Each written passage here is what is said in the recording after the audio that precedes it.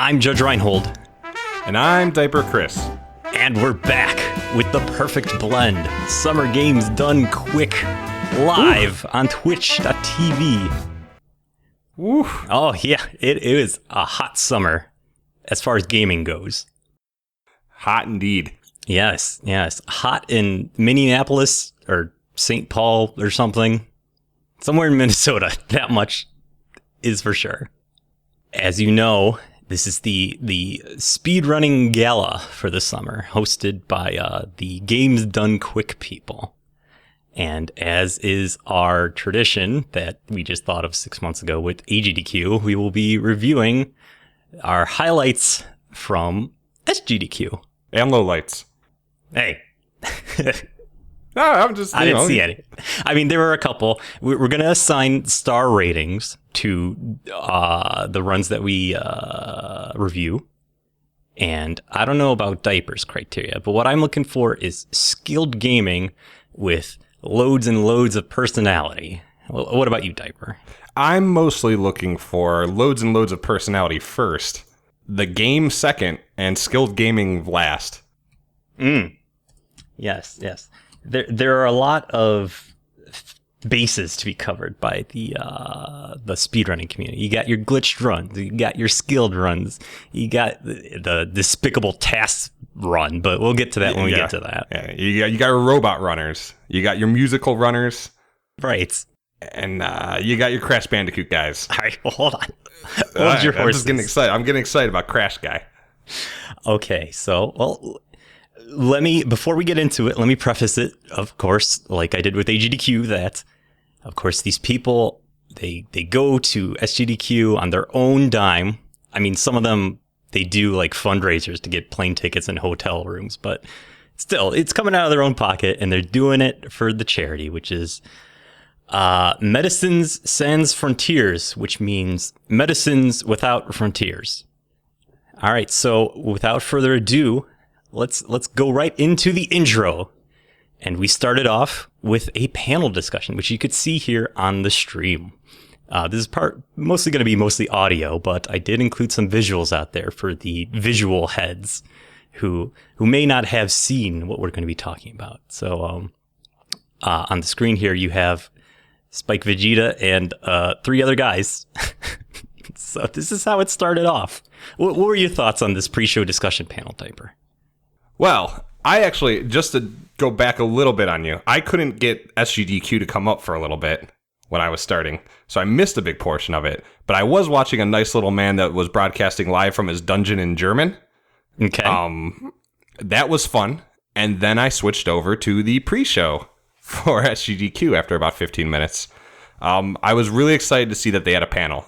I believe we suggested it to them last year. I think we did, and I was so happy when they did this. My note here is there are 4 guys, and it's like an ESPN pregame show. Yeah. They're talking about the first run, which is Trihex. They're talking about things like Trihex's experience, his skill, and his crowd interaction. Yeah, they were building up some hype. They were putting they were locking in their picks for the week. Just like you said, like an NFL pregame show. At one point, this guy said he promised that I will be blown away by Freedom Planet, a newcomer to the speedrunning community. And so I had that in the back of my head all week. Will I be blown away by Freedom Planet? This guy, they got me excited. They got me excited for what was going to happen. Yeah. For sure. They did a lot of building the narrative here, because I have a note about how they talked about the big bid war, according to the pre-show, was naming the characters in Chrono Trigger. And either I missed it or they just didn't say it, but they didn't mention saving or killing the animals, which is always a big money item. But obviously they ended up doing it. They talked about some hotly anticipated runs, like a Kirby game where you move the controller, I guess. I wrote down, this is cool. And there's no mention of the Toho block. I asked, are they ashamed? What is the Toho block? Oh, we'll get to it in a minute, but it was Okay. It was one of the highlights of the SGDQ 2015, for me personally. Oh. At this one, I wrote one note of improvement. Have a longer tablecloth. I'm distracted by the guy who looks like he's missing a leg. I had that exact note. Oh, it was just distracting. It's not like I was grossed out or anything by legs. It was distracting. And then you were grossed out by them having legs or this man presumably missing a leg? No, I didn't even. I should back. My note wasn't that the man was missing a leg. I just said get a tablecloth because I didn't want to see like shorts and legs. Or partially legless. Right, exactly. And one other thing that I made a suggestion on here. Okay. They should have done a like Oscars style red carpet. You stole one of my suggestions. I was waiting till the end. I'm so sorry. All right, it would have been nice. I'm gonna edit it out and then I'll take credit for it. But there you go. So then we cut away from the panel to the runner setup here, which I have the stream now, and I like it. I wrote slick stuff, neat stuff. I wrote the lighting is terrible. I think I see Caleb. He's in the very back, centered with the soft light, giving him the angelic glow. The lighting is good. You want to see the celebrities in the crowd. Yeah, that's a good way of putting it. I don't know. Let me see if I could edit. You want to go in there and you want to say, here's Trihex, here's Caleb, here's PJ. You want to see what they're doing. Here's the big man. I'm highlighting the big man Caleb on the stream as best I can.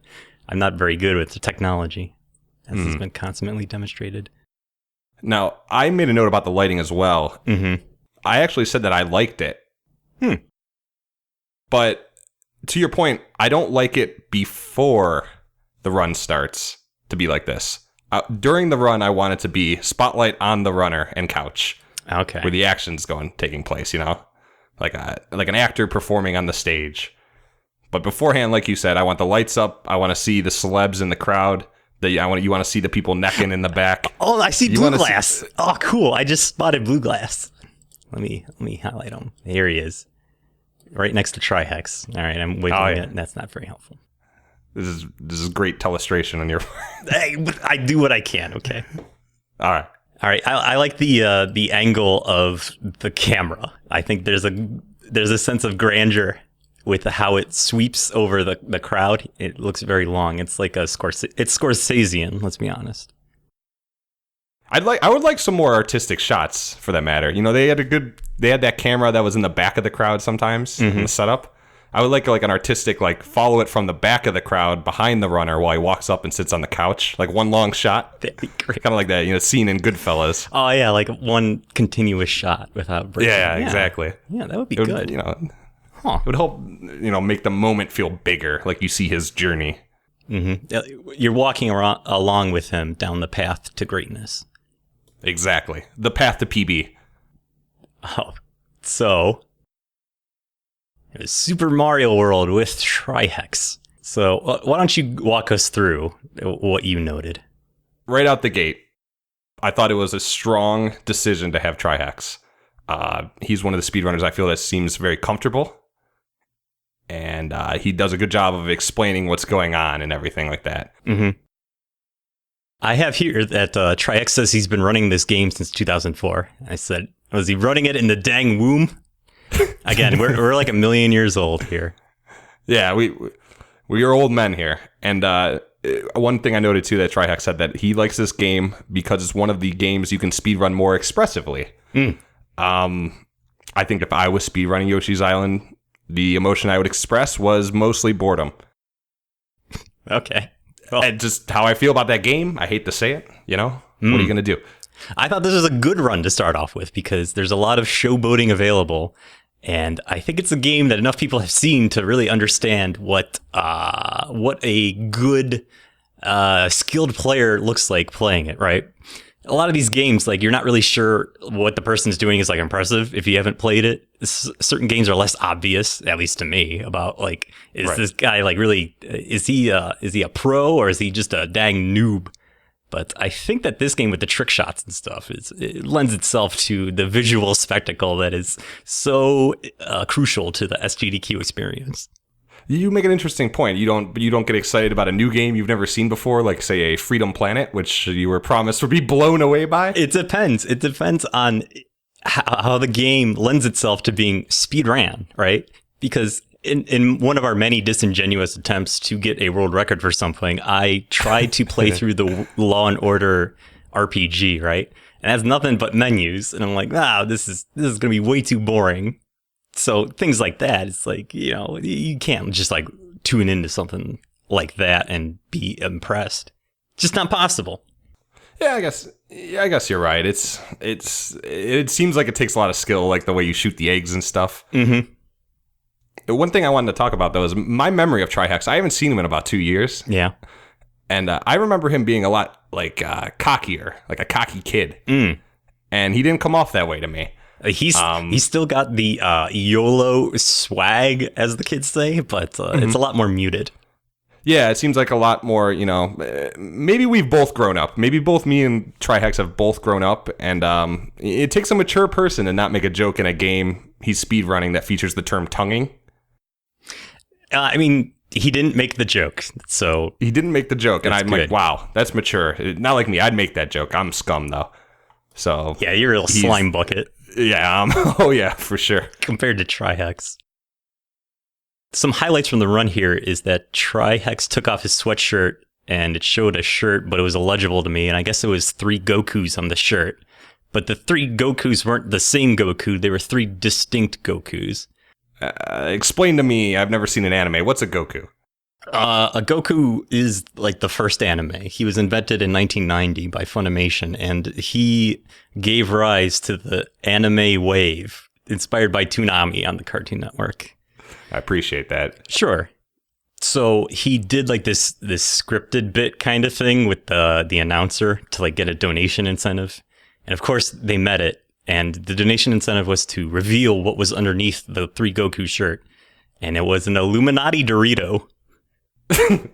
Is that true? I missed this. Maybe I'm too old to get it. What the Doritos has to do with the Illuminati. That sounds funny to me. The Illuminati Dorito sounds funny to me. I imagine it now, like a Dorito with the eyeball in the middle. That's what it was. It was a nacho cheese Illuminati Dorito. Explain to me what's not funny about the Dorito eyeball. I don't know. It's just a little too out there.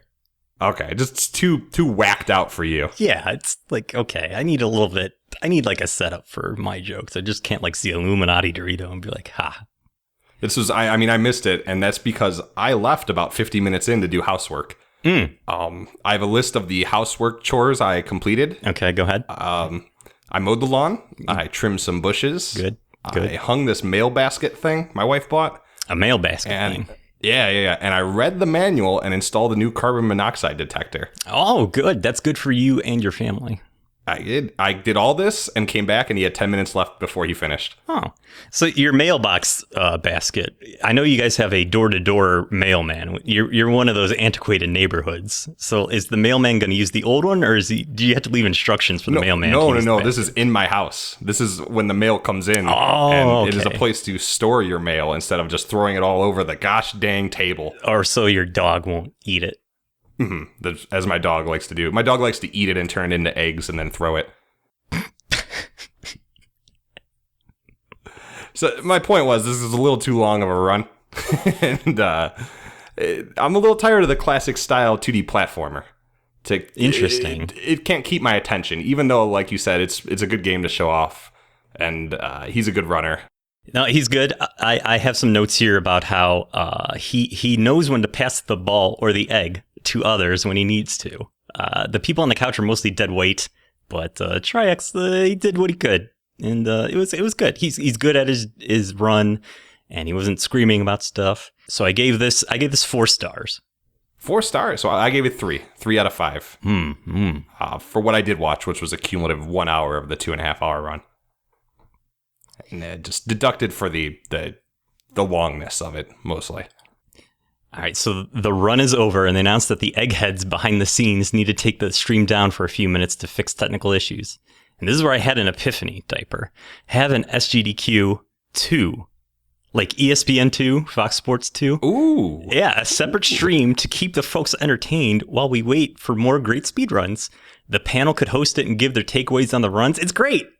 Wow. You could have that for free.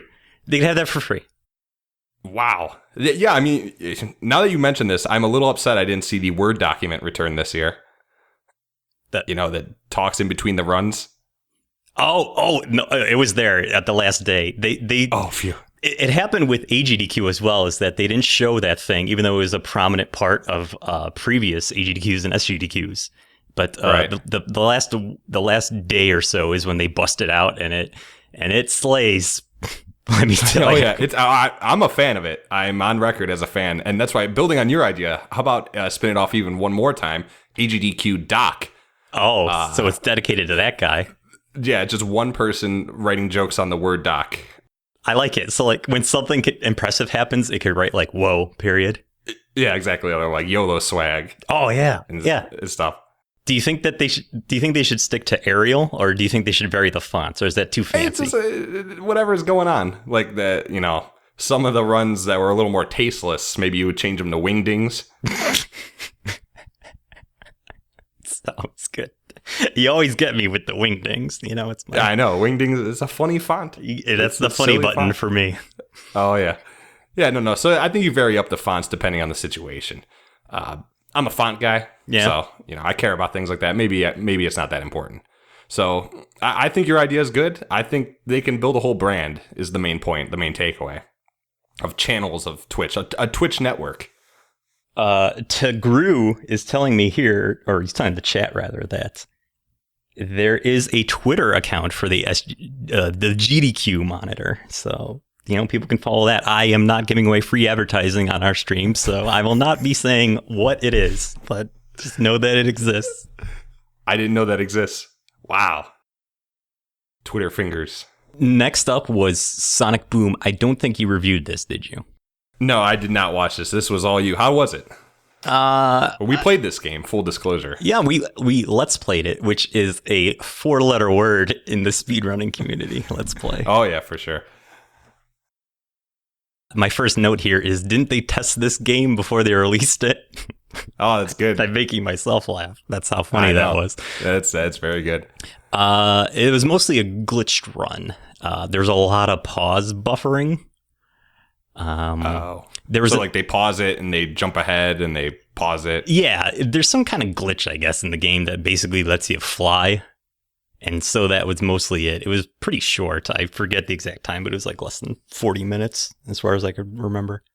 It's just not memorable at all, it sounds like. Sadly, no. It's one of those things that I guess if you're a big glitch head, you like to see the glitches in the games. Right. Yeah. Maybe that'd be for you, but like the task robot was watching it like it was pornography. Oh, hold on. Cool your jets. Sorry. Cool your jets. Right, what did you give Sonic Boom? I gave it 3 stars, but before we depart, I'm going to say that there was an anonymous donation from a man claiming to have taken part in the development of Sonic Boom. Really? Boon. They wish this game was a boon. Dr. Boom with a donation of $1,000. Thanks so much for what you're doing. Gotta go fast. He lamented that they only had one QA tester, so they did test the game before releasing it. Really? Yeah. How did they get such a bigwig to donate? I don't know. I'm sure they verified it, but there is a commercial for an indie platformer where a man yelled a lot. It's what the kids like these days. It's called Tiny Build. Are you familiar with this game at all, Chris? No, I know you're a big the whole indie time head. Oh, yeah, for sure. And we'll probably get into that when we start running some indie games later. But I had no clue that was a game this whole week. I just assumed it was something they were advertising. And I don't listen to advertisements. I don't get controlled by no man. Good for you. Yeah. All right, well, I forgot to do the photo thing, but I don't know if anybody's watching. But next up was the second panel, and they added a tablecloth. They read my notes in advance. Oh, man. Yeah, Spike Vegeta interviewed the guy who did the Sonic Boom run, and they're soliciting questions on Twitter, but there's a 20-second delay in the stream, and the stream was over, like, by the time anybody would have been able to ask a question. So, something to consider next time. Just to give a little bit more time for the Twitter questions. Oh, they're learning. This is new. They're new to this panel. I was really excited the first time I saw the post-run panel. Like kind of like a post-game it reminded me of. Like you got LeBron there saying he's playing good defense and all that. That's good. I wish they said stuff like that. Yeah, no, and it was cool to see the Sonic Boom guys there, I guess in this case, saying, we had a good run. Gave 110%. Knuckles just wanted it more. Exactly. Seems like a good move.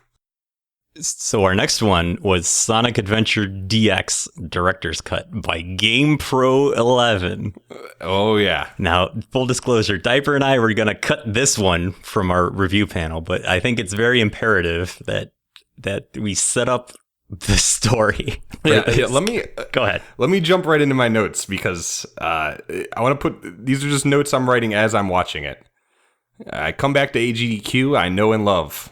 A guy doing a lot of sarcastic jokes and voices on a couch. And, I felt like I was home. And I said, one guy likes to show off his impression of Sonic, saying, "Yeah, not bad," at the end of every level. Oh, did he? Yeah. And then there seemed to be some type of like Skeletor impression, where some guy kept asking for Pringles. I think. And I'm like, I said there must be some type of Skeletor meme going on here. And it turns out it was a Robotnik impression. Yeah, it's supposed to be Dr. Robotnik. Yeah. Yeah, I thought it was Skeletor. I don't know, I don't know. So I said I was engaged for the wrong reasons was my big note here. I wrote down that this guy's name is GamePro 11. He is the titular GamePro from the GamePro periodical. Somebody somewhere, not sure who, said something along the lines of shoutouts to the developers for not coding 2 extra opcodes to fix the camera, so I have to do it. And I gave that a +1 star right there, bringing the total to 2 stars for this run. I had 2 stars as well, and I gave it a +1 adjustment at the end for the big twist that the runner had bad hair when he stood up. Wow. I know swear, we're not comparing notes here, people. I'm hearing Diaper stuff for the first time. I know it's a little mean, but that's just, I call him like I sees him. Oh, it's no problem. It's no problem. And I also said that, this is a run, I scored a 3 out of 5 total. This is probably a run that is benefiting from being early in the week when my hype levels are still high. Oh, yeah, a lot of hype here. Like, if this was a Saturday run, I'd give it a 0 out of 5, because it was just a snooze, to be honest. They did a Big the Cat incentive. I don't know if you wrote anything for that. I wrote something and I deleted it, so it's all you. I have one note. Right when it starts, the Big's the Cat. So in the strat for Big's the Cat is that he needs to keep jumping. And so the runner, I believe it's not GamePro 11. It's some guy named Jerko. He said that Big's the Cat has an identity disease where he thinks he's a bunny because he hops. Classic. This guy like thought of this joke before. It was a premeditated joke, like clearly. And I'm like, he thought of this joke before, like, yeah, I'm gonna do it. It's that good. And he delivered it with the poise and confidence of like a man giving the best man speech, like all kind of liquored up. He wasn't. I'm not insinuating he was liquored. He's just like that kind of confidence. I gotcha. I think we all understand what you mean. In the delivery of a bad joke, and I gave the entire joke 1 out of 5. Wow. The run was 5 minutes. I mean, the run was the joke. You know that Big the Cat was actually voiced by the same voice actor who did the Duke Nukem from the Duke Nukem series. I did not know that. Why did nobody do an impression of Big's the Cat? That's what I want. It's too hard. It's very difficult to imitate Lenny from Mice and Men, I guess. Oh yeah. So we moved on from this right into the Donkey Kong Country Race, huh? Yes, sir. Up next was the Donkey Kong Country Race with Garrison, Eason, and New Age Retro Hippie. I just wrote 3 guys. What? Well, I wrote down these guys' names because of this is gonna be great. What if it was Garrison Keeler instead of this Garrison? Wow. You're like, oh, cranky, why aren't you a Lutheran from Minnesota? Yeah, you like that? Yeah. Very home companion. I'm not the only guy who can say doing voices. Doing voices. Donation for Iwata is heating up. The Iwata thing. So this is when I first realized that was a donation level. It was for a lot of different file names for Iwata, and I think people were starting to get a little loosey-goosey with it because they're trying to suggest Iwata's name for Gary Oak, who is a known jerk, as well as the Oakster, as Ayla and Chrono Trigger as well. So I feel people are being a little disingenuous with the Iwata donations. Yeah, it seemed to get a little crazy towards the end there. But I tell you what did not get crazy for me, the Donkey Kong Country race. The commentary guy at one point. What are you talking about? These are the top 3 speedrunners in Donkey Kong Country all in one room. I was terrified a meteor would hit the place and then like they would have no backup like for the president. I didn't think of it that way. Here's a note. The one guy in the commentary said that there is a lot of interesting tire rolls in this game. I have a hot take here. My first hot take. Yeah. Hot take. Maybe tire rolls aren't so interesting to everybody else. Hot take. Put it down.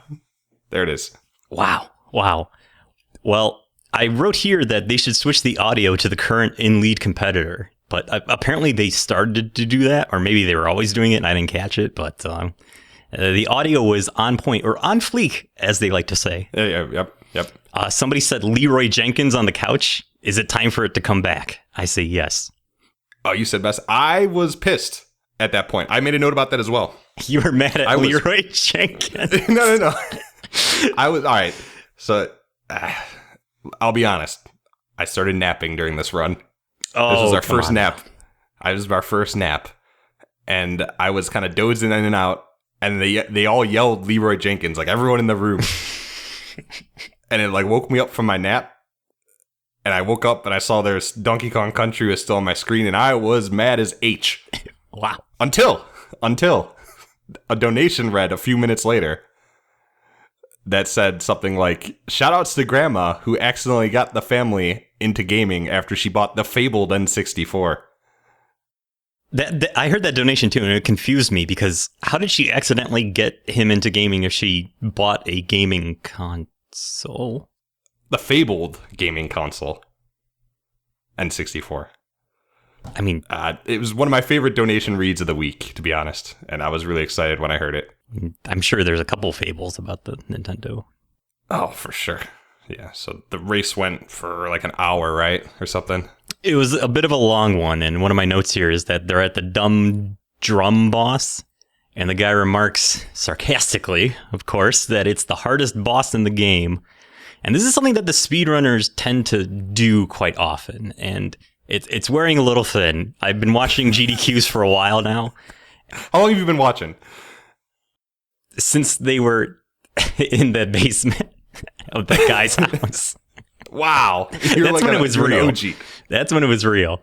But you're an OGDQ. For those who don't understand what I'm talking about here, is that you're sarcastic in the most superficial way possible, as opposed to our very deep levels of sarcasm that we employ. Right, exactly. It's like you come up to the first Goomba in Mario, right? And you're like, oh, here's the hardest enemy in the game. Right, something like that. And I wrote here, why don't we just give sincerity a try here and be like, hey, this is a simple boss. What's so bad about saying that? Everything's got to be a joke? Right. No. Yes. No. I mean, for us. No. Just come on. Just be a little... Yeah, just open up. Just open up. It's okay. Nobody's going to kill you on this. No. You may get banned from Twitch if you have a bad run, though. Which leads us in to... No. Wait. Okay. Wait. Right. Hype. So, I wanted to note that Donkey Kong Country ends with a whimper. 3 whimpers from K. Rool, and 1 long one from me. 2 out of 5. What was your score on Donkey Kong Country? I gave it 1 star. Oh, ouch. I'm sorry. It wasn't doing it for me. The races, they don't talk during the races, right? And the Leroy Jenkins, I've heard it before.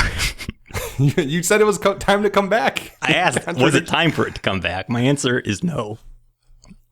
Not yet. Maybe next year. Not yet. No. Not yet. Yeah, sorry I ruined your perfect segue there.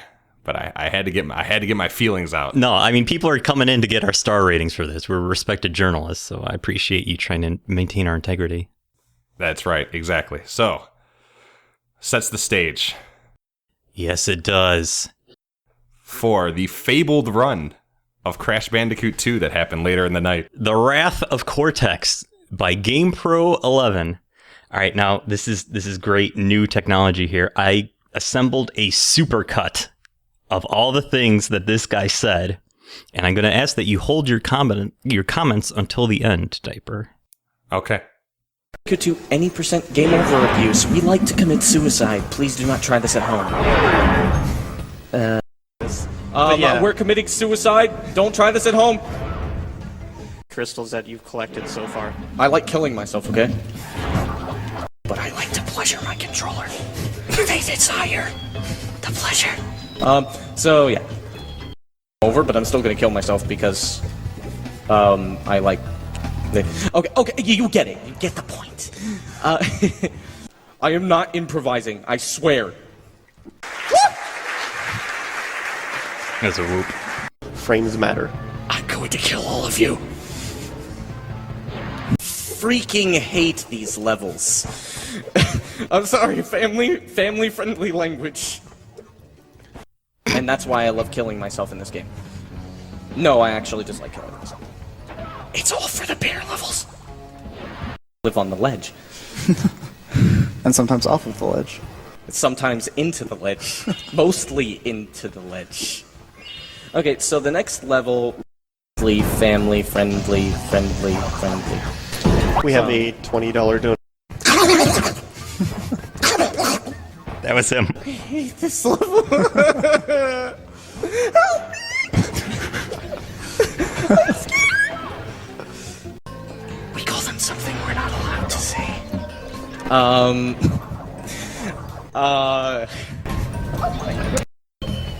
I am a good person. Okay. And help.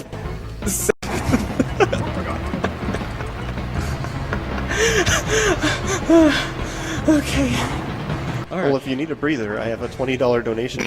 It's domestic abuse. It's essentially domestic abuse. You cannot. There is no escape. It's a bully. Oh yeah, and also I am risky. Don't do drugs. I'm telling them not to do So drugs. we have a $55 donation. I am also in love with video games. Especially, and also with killing myself. I hate my life. Okay.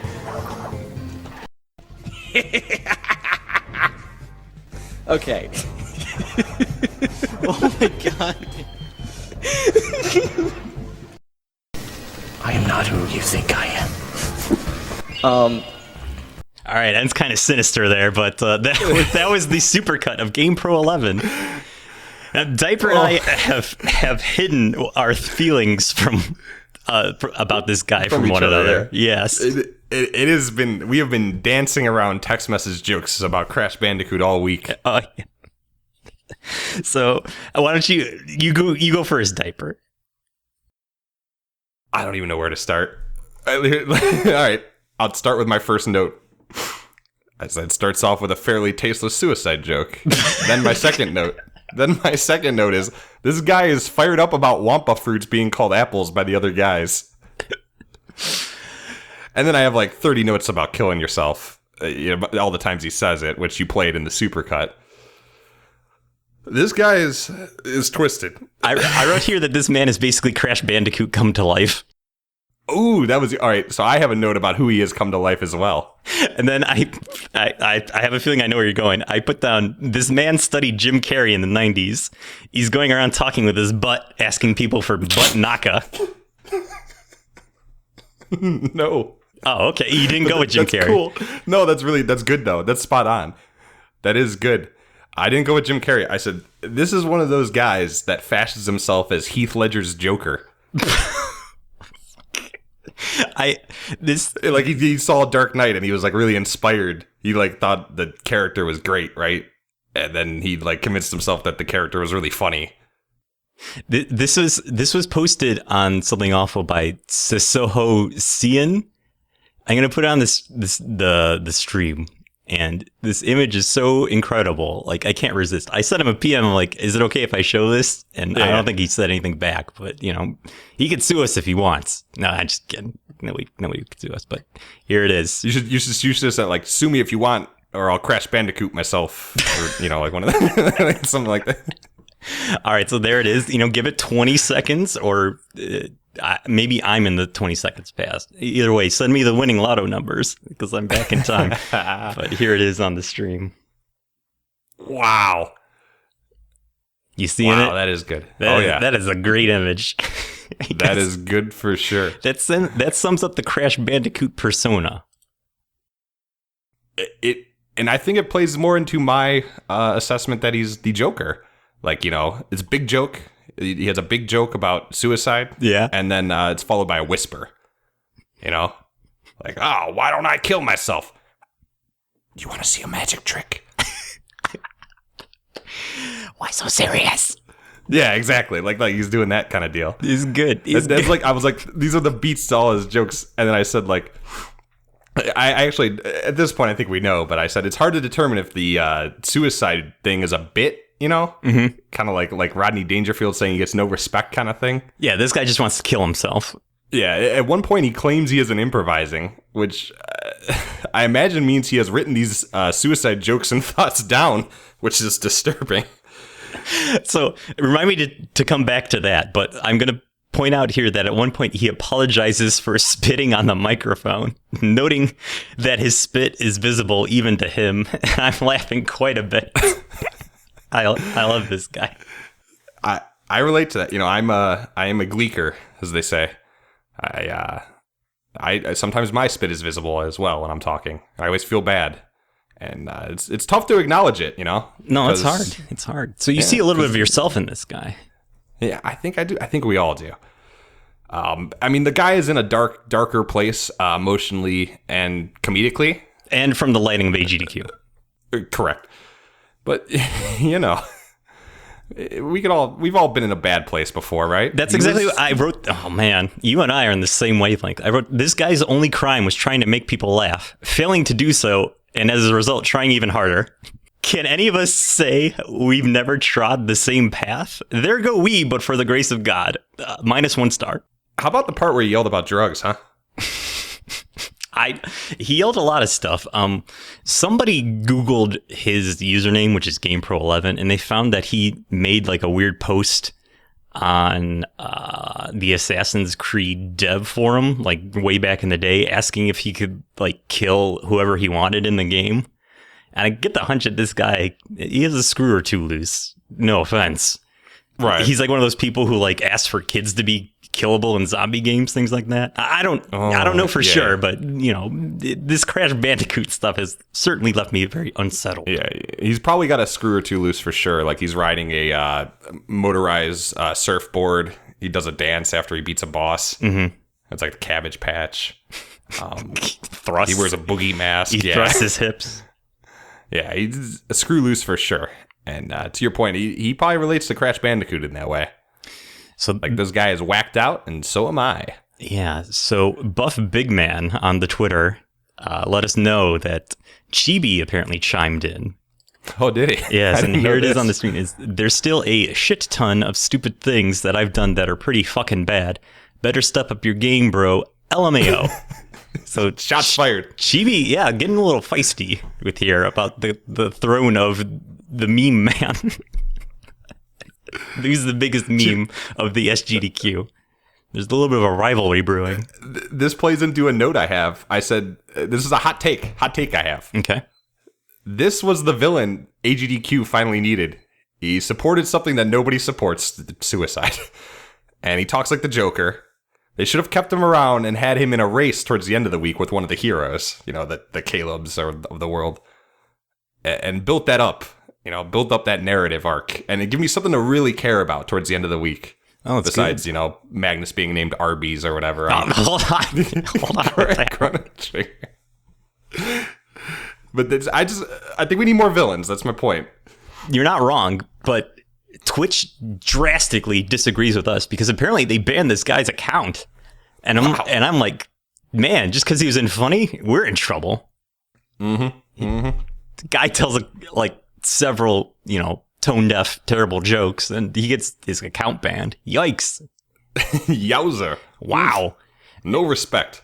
And before we move on to what your score was, I just gave him a -1 out of 5. I'm going to play this one. This was his parting words that may have led to the ban. All right. Oh, I missed my estimate by 25 seconds. I hate myself. Clapping for hating myself? Man! Yes. Good job, dude. Man! This audience right now, you guys are rude. I swear I'm gonna become a psychopath and murder everybody one day. There you go. So I was losing it when I saw that. And I'm like, he should just launch into the aristocrats, the joke. Like, man, he is bombing. It was reminiscent of Kramer at the Laugh Factory. Oh, God. I don't know if I go that far. No, it's not that far. It was bad. Bad day at the office for Game Pro 11. Oh, for sure. Bad day. He paid quite dearly for it. He did for sure. What was your rating? My rating was a Crash Bandicoot out of 5. Good. I didn't feel a need to score him because I think, you know, Crash Bandicoot will suffice.